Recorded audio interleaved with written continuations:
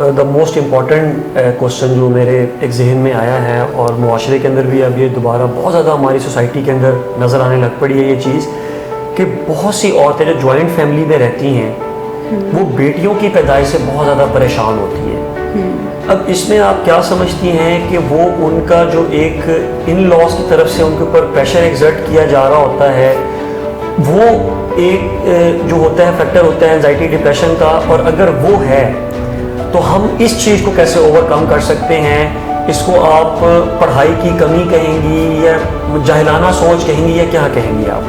नहीं, मैं इसको कुछ भी नहीं कहना चाहूँगी। ये एक कल्चरली हम लोगों के ऊपर, औरतों के ऊपर आप समझ लें कि एक टैग लगा दिया जाता है कि हाँ ये अगर बेटा पैदा करेगी तो ये बहुत तो सुपीरियर चीज़ है, और अगर ये बेटी पैदा करेगी तो शायद ये वैसे ही सुपीरियर नहीं है।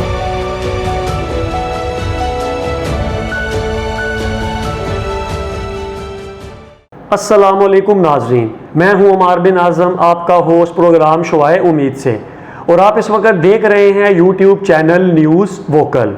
व्यूअर्स, आज हम एक दफ़ा फिर मौजूद हैं डॉक्टर महविश अदनान के साथ जो एक कंसल्टेंट साइकेट्रिस्ट हैं, और हमारा जो आज का टॉपिक है वो ये है कि पाकिस्तान के अंदर ख़वातीन एंजाइटी और डिप्रेशन का शिकार क्यों हो रही हैं।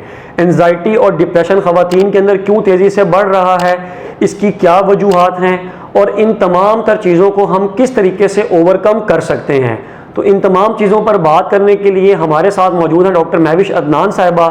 तो मैं बिला तख़ीर चलता हूँ अपने प्रोग्राम की आगाज़ की तरफ, लेकिन उससे पहले मेरी तमाम व्यूअर से रिक्वेस्ट है कि ये एक ऐसा इम्पॉर्टेंट प्रोग्राम है कि जहाँ जहाँ तक हमारी ये वीडियो पहुँचे आप इसको मैक्सिमम लोगों तक प्रमोट करें, शेयर करें, ताकि जो लोग इस बीमारी से दो चार हैं वो इससे ज़रूर मुस्तफ़ीद हो सकें। अस्सलाम वालेकुम जी, कैसी हैं आप? ठीक हैं, बहुत बहुत शुक्रिया आपका दोबारा टाइम देने के लिए। तो डॉक्टर साहब बिला तख़ीर अपने प्रोग्राम का आगाज़ करते हैं। जैसा कि मैं अपने इंट्रो में बता चुका हूँ, तो पहला जो क्वेश्चन है वो ये है कि ख़वातीन बहुत ज़्यादा एंजाइटी और डिप्रेशन का शिकार हो रही हैं, बहुत सी वजूहात हैं। तो सबसे पहले तो आप इसकी एक मेन रीज़न बताएं कि इसकी मेन रीज़न क्या है? एंजाइटी और डिप्रेशन हमारे यहाँ ही नहीं, इवन वेस्ट में भी ख़वातीन डिप्रेशन और एंजाइटी का शिकार ज़्यादा होती हैं। इसकी बहुत सी थेरीज़ हैं इसके पीछे। उसमें ये कहा जाता है कि हो सकता है कि कुछ हार्मोनल चेंजेस ऐसी ख़वातीन में होती हैं जिसकी वजह से वो ज़्यादा डिप्रेशन या एंजाइटी का शिकार होती हैं। कुछ ये भी कहा जाता है कि क्योंकि जब वो अपनी प्यूबर्टी की एज में पहुंचती हैं तो उनमें शायद एक्सेप्टेंस जल्दी आ जाती है मर्द की निस्बत, या वो अपनी बात को जल्दी बता देती हैं कि हाँ मुझे ये चीज़ हो रही है या मैं ये फ़ील कर रही हूँ, और उसमें ज़ाहिर हो जब क्राइटेरिया पूरा होता है तो हम कहते हैं कि हाँ ये डिप्रेशन और एंजाइटी है। और शायद मर्द इतनी जल्दी इस चीज़ को एक्सेप्ट नहीं करता या अपनी बात को बताता नहीं है। इसके अलावा बहुत से ऐसे इसको हम मिस डायग्नोसिस भी कह सकते हैं, या ये भी कह सकते हैं कि बहुत सी ऐसी बीमारियां हैं जिनको हम जब डायग्नोज करते हैं तो उनका मेन डायग्नोसिस डिफरेंट होता है। हाँ, फिर हम उसको कहते हैं कि एसोसिएटेड है डिप्रेशन के साथ। जैसे मर्दों में ड्रग्स और सब्सटेंस अब्यूज़ जो है वो बहुत कॉमन है, और यूजुअली लोग तब ड्रग्स की तरफ जाते हैं जब उनके अंदर कोई पर्सनालिटी चेंज आ रहा हो या कोई डिप्रेशन या एंजाइटी में हो। लेकिन जब उनका डायग्नोसिस बनता है तो फिर ड्रग्स को ऊपर रखा जाता है और डिप्रेशन को नीचे रखा जाता है। ये भी कॉज हो सकती है कि डिप्रेशन और एंजाइटी को मिस डायग्नोज किया जाता हो इन मेल्स। इसके अलावा बहुत सारी थीरीज़ ये भी कहती हैं कि जब मल्टीपल स्ट्रेसर्स बढ़ते हैं, जो एक ब्राउन एंड हैरिस की स्टडी है जिसमें उन्होंने बताया कि अगर कोई वीडो है और जॉबलेस है और he or she has to take care of more than 3 children, तो उनके अंदर भी डिप्रेशन और एंजाइटी कॉमन है। और आपको पता है हमारे यहाँ ये सब फैक्टर्स बहुत कॉमन हैं। मर्दों को शायद उतनी सारी प्रॉब्लम्स का या उतने सारे चीज़ों का सामना नहीं करना पड़ता जितनी अकेली औरत को करना पड़ता है।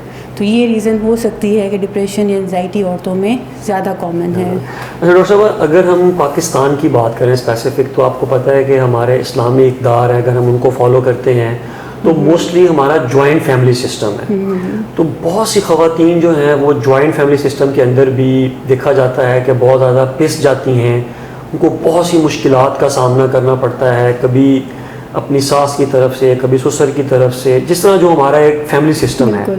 तो उन ख़वातीन के लिए जो है वो आपका क्या मैसेज होगा कि वो अपने आप को जॉइंट फैमिली में रहते हुए किस तरीके से इस चीज़ से, एंजाइटी से या डिप्रेशन जो है इससे अपने आप को दूर रख के अपनी नॉर्मल लाइफ गुजार सकें?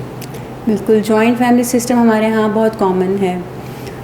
इसमें मैं ये नहीं बात करूँगी कि रिलीजियसली या सोशली या कल्चरली, जब आप दो लोग, चाहे दो लोग भी घर में रहते हो ना, उनके आपस में कोई ना कोई प्रॉब्लम्स आते हैं, लेकिन उसमें सिर्फ एक चीज़ है कि अगर आप एक दूसरे के रोल्स को समझ लें कि हाँ ये मेरी सास है, ये मेरा ससुर है, और सास समझे कि ये मेरी बहू है और ये मेरा बेटा है, तब भी हम इस चीज़ को एक्सेप्ट कर सकते हैं।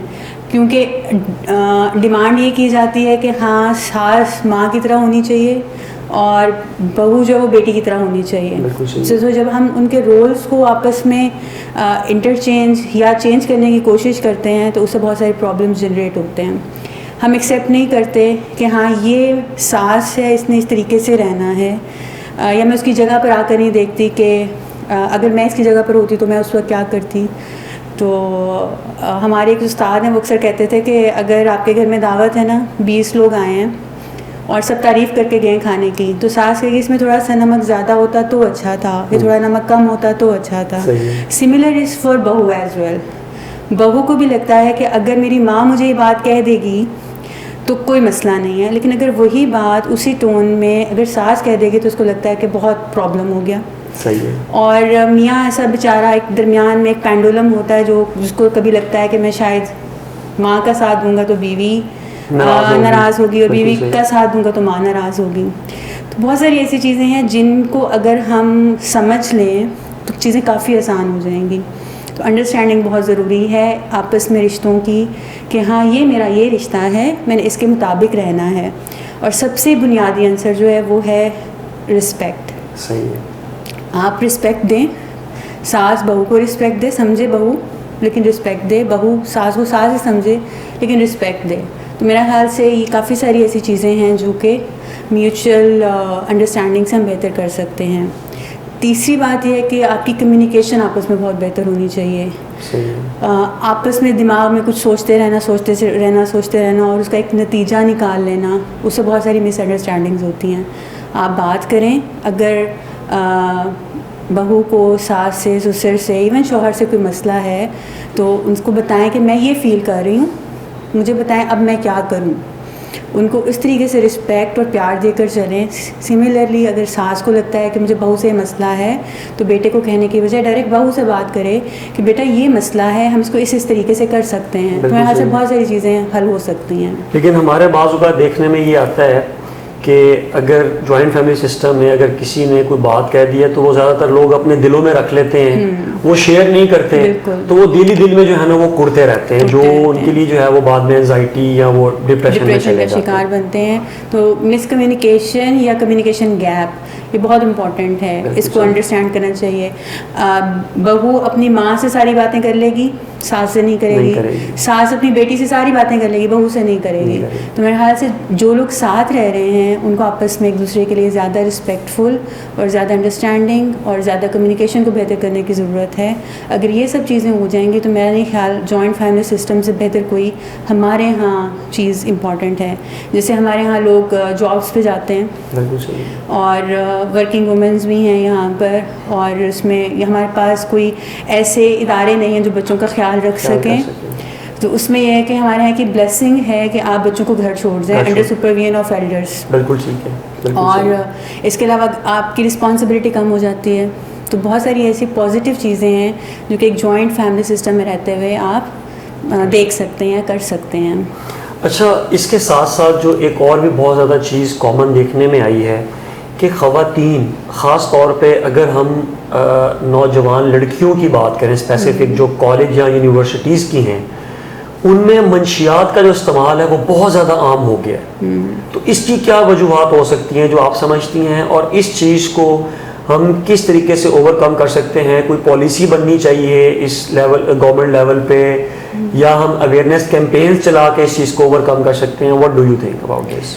इसमें सबसे इम्पॉर्टेंट चीज़ तो ये है कि जहाँ तक मेरी राय है वो ये है कि अवेलेबिलिटी और अवेयरनेस ये दोनों अब बढ़ गए हैं। ठीक है। अवेलेबिलिटी ऑफ ड्रग्स ज़्यादा है और उसकी सुपरविजन कम है, लॉ एंड ऑर्डर नहीं है, जिसकी वजह से लोग, चाहे वो औरतें हों चाहे वो मर्द हों, दोनों इसकी तरफ आ रहे हैं। हाँ, डिप्रेशन और एंजाइटी जो है वो एक अलहदा आंसर है जिसमें इंसान कई दफ़ा नेगेटिव की तरफ जल्दी खिंच जाता है या चला जाता है, या उसको लगता है कि क्योंकि मुझे कोई और अंडरस्टैंड नहीं कर रहा तो मैं अपनी दुनिया में गुम हो जाऊँ, और इसके लिए वो कई दफ़ा नशे की तरफ चला जाता है। लेकिन उसमें ये कहना कि यहाँ पर औरतों में पहले नशा कम था, बाहर नशा ज़्यादा था, बाहर के मुल्कों में ज़्यादा था, ऐसा नहीं है। यहाँ पर हमारे पास रिसर्च नहीं है, हमारे पास आदाद शुमार नहीं है, जिसकी वजह से हमें ये नहीं पता कि हाँ अब ज़्यादा लड़कियों में कॉमन है या पहले भी था। सही है। हमारे यहाँ तो ये सवाल करना ही एक अजीब सी बात समझा जाते थे कि क्या आप कोई नशा और चीज़ इस्तेमाल करते हैं, स्पेशली ख़वातीन से। लेकिन अब देखा गया है कि हाँ इसके अंदर इक्विवेलेंट है, मतलब जितना मर्द नशा कर सकता है उतना ही औरत भी नशा कर सकती है, उसके अंदर उतनी टेंडेंसी होती है। तो मेरे ख्याल से अवेलेबिलिटी एक बड़ा कॉमन चीज़ हो गई है, जिसकी वजह से आपको अब औरतें भी खुलेआम, या आप समझ लें कि अवेयरनेस बढ़ गई है, या आप समझ लें कि उनके अंदर एक उस कहते हैं ना, अब हम हो गए हैं स्ट्रेट फॉरवर्ड हो गए हैं कि हम जो चाहें कर सकते हैं, कोई हमें रोक टोक नहीं सकता। तो इस चीज़ की वजह से भी शायद अब अगर ख़वातीन पहले खुलेआम नहीं करती तो खुलेआम करना शुरू हो गई हैं। तो अगर हम इसको ड्रग्स को या मंशियात के इस्तेमाल को हम स्पेसिफिक ख़वातीन से एंजाइटी और डिप्रेशन में किस तरीके से इसको जोड़ सकते हैं? सब्सटेंस अब्यूज़ या कोई भी नशावर चीज़ जो है वो एक रिस्क फैक्टर है एंजाइटी और डिप्रेशन। हमें मतलब अगर आपके पास एक इंसान सोशल एंजाइटी डिसऑर्डर के साथ प्रेजेंट किया है तो उसके अंदर बहुत कॉमन है कि वो किसी ना किसी चीज़ का नशा करता हो। सही है। ऐसे अगर कोई अल्कोहल के साथ या किसी और सब्सटेंस अब्यूज़ के साथ आपके पास प्रेजेंट किया है तो उसमें बहुत कॉमन है कि उसके अंदर कोई साइकाइट्रिक इलनेस हो। तो ये दोनों जो हैं ये डायरेक्टली और इनडायरेक्टली आपस में इंटरलिंक्ड हैं, कहीं ना कहीं जेनेटिकली, कहीं ना कहीं हार्मोनली और न्यूरोट्रांसमीटर्स के लेवल पर। तो ये चीज़ें इंटरलिंक हैं, हमें देखना पड़ेगा। उसमें ये नहीं कह सकते कि जो नशा करता है उसको डिप्रेशन एंजाइटी ज़्यादा है या जिसके अंदर डिप्रेशन एंजाइटी है वो नशा ज़्यादा कर सकता है। हाँ, दोनों एक दूसरे के लिए रिस्क हैं। अगर कोई एक चीज़ में है तो दूसरी चीज़ का रिस्क बढ़ जाता है बाकी लोगों की निस्बत। बिल्कुल सही, ये चीज़ है। अच्छा, एक और जो द मोस्ट इम्पॉर्टेंट क्वेश्चन जो मेरे एक जहन में आया है और मुआशरे के अंदर भी अब ये दोबारा बहुत ज़्यादा हमारी सोसाइटी के अंदर नज़र आने लग पड़ी है ये चीज़ कि बहुत सी औरतें जो जॉइंट फैमिली में रहती हैं वो बेटियों की पैदाइश से बहुत ज़्यादा परेशान होती हैं। अब इसमें आप क्या समझती हैं कि वो उनका जो एक इन लॉज की तरफ से उनके ऊपर प्रेशर एग्जर्ट किया जा रहा होता है, वो एक जो होता है फैक्टर होता है एंजाइटी डिप्रेशन का, और अगर वो है तो हम इस चीज़ को कैसे ओवरकम कर सकते हैं? इसको आप पढ़ाई की कमी कहेंगी या जाहिलाना सोच कहेंगी या क्या कहेंगी आप? नहीं, मैं इसको कुछ भी नहीं कहना चाहूँगी। ये एक कल्चरली हम लोगों के ऊपर, औरतों के ऊपर आप समझ लें कि एक टैग लगा दिया जाता है कि हाँ ये अगर बेटा पैदा करेगी तो ये बहुत कोई सुपीरियर चीज़ है, और अगर ये बेटी पैदा करेगी तो शायद ये वैसे ये सुपीरियर नहीं है। उसके अंदर इवन अवेयरनेस भी है कि हाँ ये औरत के हाथ में नहीं है, ये साइंटिफिकली और जेनेटिकली प्रूव्ड है कि मर्द जो है वो उसके ऊपर डिपेंड करता है कि मेल है या फीमेल है। इवन हमारे रिलीजन में भी कई दफ़ा मतलब कुछ आयात और कुछ हदीस ऐसी हैं जिनके अंदर ये साबित किया गया या बताया गया, साबित तो नहीं बताया गया कि हाँ ये चीज़ जो है ये मर्द के ऊपर डिपेंड करती है। अब उसमें हमारा कल्चर बड़ा इस चीज़ को, मतलब कल्चरली ये चीज़ है। इवन रिलीजन जो है वो बेटियों की कदर करता है, और जिसकी एक बेटी है, दो बेटी हैं, तीन बेटियाँ, उनको कहा गया कि जन्नत के अंदर के सरदार होंगे या जन्नत में लेकर जाएंगे। बिल्कुल। तो ये चीज़ जो है ना, इसके लिए मेरे ख्याल से अवेयरनेस की बहुत ज़रूरत है लोगों के अंदर। लेकिन कहीं ना कहीं ये चीज़ भी है क्योंकि हम सोशली और फाइनेंशियली हमारे यहाँ बहुत सारी फ्रस्ट्रेशंस हैं। हमें लगता है कि क्योंकि हम शायद फ्यूचर में जाकर उतने स्टेबल नहीं होंगे अगर हम बेटी के पेरेंट्स हैं। सही है।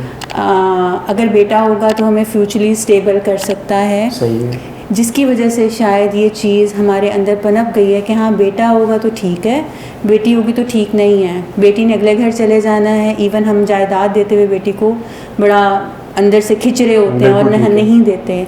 तो कहीं ना कहीं ये फाइनेंशियली और कल्चरली हम लोगों के दिमाग में चीज़ फिट है और उसकी बहुत सारी रीज़न्स हैं। आपको पता है कि पाकिस्तान जो है वो एक थर्ड वर्ल्ड सोसाइटी है, इसके अंदर हमारे पास कोई फ्यूचर की स्टेबिलिटी नहीं है। तो ये चीज़ें भी शायद मैटर करती हैं इस सोच के पीछे कि हाँ बेटा होगा तो अच्छी बात है, बेटी होगी तो अच्छी बात नहीं है। फिर इंशाल्लाह आपका बहुत शुक्रिया। अभी क्योंकि ये टॉपिक बड़ा वास्ट है तो बाकी जो है वो प्रोग्राम जो है वो हम जो कुछ क्वेश्चंस हमारे रिमेनिंग हैं वो इंशाल्लाह हम नेक्स्ट सेशन में लेकर आएंगे, ताकि जो हमारे व्यूअर्स हैं वो इस चीज़ से फुली अवेयर हो जाएं कि ख़वातीन के अंदर जो है वो क्यों एंजाइटी बढ़ रही है, डिप्रेशन क्यों बढ़ रही है और इन चीज़ों को हम किस तरीके से ओवरकम कर सकते हैं। तो thank you so very much viewers आपके देखने का, और इंशाल्लाह बहुत जल्द हम लोग एक नेक्स्ट एपिसोड के साथ आएंगे सेम टॉपिक के ऊपर, लेकिन हमारे जो कुछ सवालात होंगे वो और होंगे। तो मुझे नेक्स्ट वीडियो तक के लिए इजाज़त दें। आपका होस्ट अमार बिन आज़म, पाकिस्तान जिंदाबाद।